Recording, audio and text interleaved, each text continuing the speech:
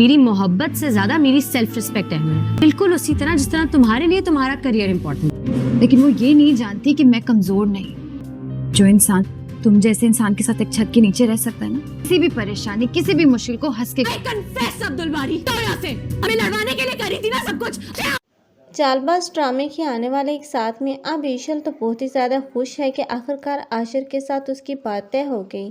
لیکن اب یہ ایسا ہے جو کہ اتنی آسانی سے تو ان دونوں کو ایک نہیں ہونے دے گی، کیونکہ ابھی تک تو اس نے اپنے فساد برپا کرنا شروع نہیں کیے. ابھی تک تو وہ سب کے دلوں میں اپنے لیے جگہ بنا رہی ہے، اور آہستہ آہستہ جب وہ دیکھے گی کہ سب کچھ اس کے کنٹرول میں ہے اور سب اسی کی بات مان رہے ہیں اور سن رہے ہیں، تب وہ ایشل کا پتہ صاف کرنے کی کوشش کرے گی.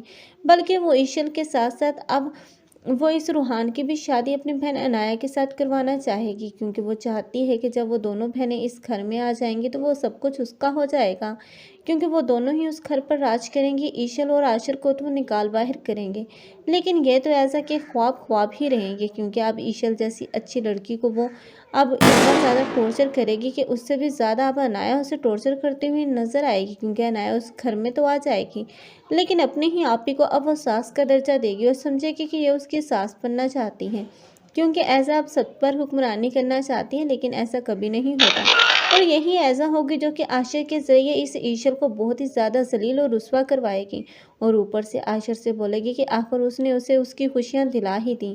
عاشر یہ نہیں سمجھ پائے گا کہ جتنی بھی غلط فہمیاں اور جتنے بھی فساد برپا ہو رہے ہیں وہ اسے ایسا بھابھی کی وجہ سے. وہ تو جانے گا کہ یہ وہی بھابھی ہے جس نے اس کی خوشیوں میں کو دلانے میں مدد کی، اس کا ساتھ دیا. لیکن وہ یہ نہیں جانتا کہ آخر یہی اصل فسادی ہے جو کہ اس گھر میں کسی کو خوش نہیں رہنے دے گی، بلکہ وہ تو اپنی اجارداری قائم کرنا چاہتی ہیں اور اسی لیے وہ میٹھی پیاری بن رہی ہے. لیکن ایزا کا یہ رخ تو کوئی بھی نہیں دیکھ سکتا.